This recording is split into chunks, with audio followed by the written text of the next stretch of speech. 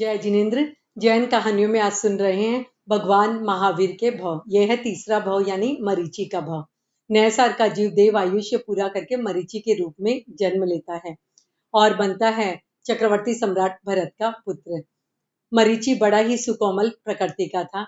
एक समय की बात है, भगवान ऋषभ का आगमन अयोध्या नगरी में होता है। सभी भगवान के दर्शनार्थ जाते हैं, प्रवचन श्रवण करते हैं। प्रवचन ने सभी को बड़ा ही प्रभावित किया, लेकिन सबसे अधिक प्रभाव पड़ता है मरीचि के जीवन पर। वह संसार से विरक्त हो जाता है और भगवान के चरणों में दीक्षा ग्रहण कर लेता है। संयम मार्ग पे चलते हुए मरीचि ने 11 अंगों का अध्ययन किया। एक समय की बात है, वह भयानक प्यास से व्याकुल हो जाता है और साधु जीवन से विचलित हो जाता है। वह ये सोचने लगता है कि इतना कष्टकर साधु जीवन मैं नहीं पाल सकता, क्योंकि मुझ में इतनी सहिष्णुता नहीं है। घर मैं जा नहीं सकता क्योंकि घर का मैंने त्याग कर लिया, और साधु वेश में रहूं और साधना न करूं तो ये आत्म प्रवंचना होगी। ऐसा मैं कर नहीं सकता। इसीलिए मरीचि ने अपने लिए एक भिन्न रूप की कल्पना की। वो इस प्रकार था: मुनि मन वचन काया की अशुभ व्यापार से अतीत होते हैं, वे जितेंद्रिय होते हैं, लेकिन मैं जितेंद्रिय नहीं हूँ, इसीलिए मैं त्रिदंड धारण करूंगा। मुनि प्राणातिपात विरमण के धारक होते हैं, सर्व हिंसा का उन्होंने त्याग किया है, इसीलिए वो पूरा मुंडन करते हैं, लेकिन मैं क्षुर मुंडन करूंगा। श्रमण धन कंचन रहित होते हैं, उनका जीवन सील से सुगंधित होता है, लेकिन मैं परिग्रह रखूंगा और मैं चंदन का लेप करूंगा। मुनि निर्मोही होते हैं, इसीलिए वे छत्र धारण नहीं करते, लेकिन मैं मोह माया से युक्त होऊंगा, इसीलिए छत्र धारण करूंगा, खड़ाऊ पहनूंगा। मुनि श्वेतांबर होते हैं, वे श्वेत वस्त्र धारण करते हैं, लेकिन मेरा जीवन कसाय से कलुषित होगा, इसलिए मैं गिरवे वस्त्र धारण करूंगा। मुनि पाप भीरु होते हैं, वे सचित जल का प्रयोग नहीं करते, लेकिन मैं परिमित जल का स्नान आदि में प्रयोग करूंगा। इस तरह उसने एक नए रूप की कल्पना की और धार लिया। अभी वह भगवान के साथ विचरण करने लग जाता है।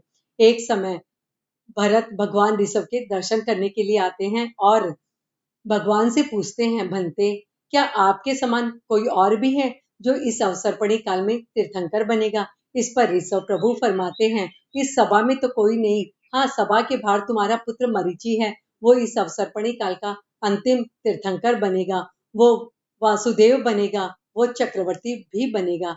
भरत अपने पुत्र के लिए ये सब सुनकर बड़े ही प्रसन्न हो जाते हैं और प्रसन्न चित्त भगवान के दर्शन करते हैं और संवत्सरण से बाहर निकलते हैं।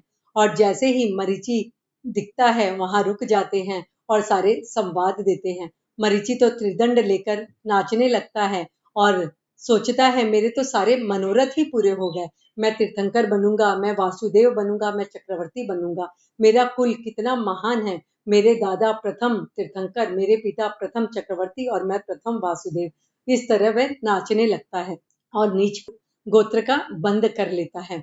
अभी समय बीतने लगता है, लोग आते, उन्हें प्रतिबोध देता और भगवान के पास दीक्षा लेने के लिए भेज देता। वह हमेशा ये कहता था, भगवान का मार्ग श्रेष्ठ है, मेरा कोई शिष्य बने और उससे तो अच्छा है भगवान के चरणों में साधना ग्रहण करे। एक समय की बात है, वह अस्वस्थ हो जाता है, भीषण रोग उसके शरीर में उत्पन्न हो जाते हैं। अभी उसकी सेवा करने वाला कोई नहीं था, क्योंकि उसने कभी अपना शिष्य बनाया नहीं था। वह उस वक्त चिंतन करता है, मैं भी अपना एक शिष्य बनाऊंगा।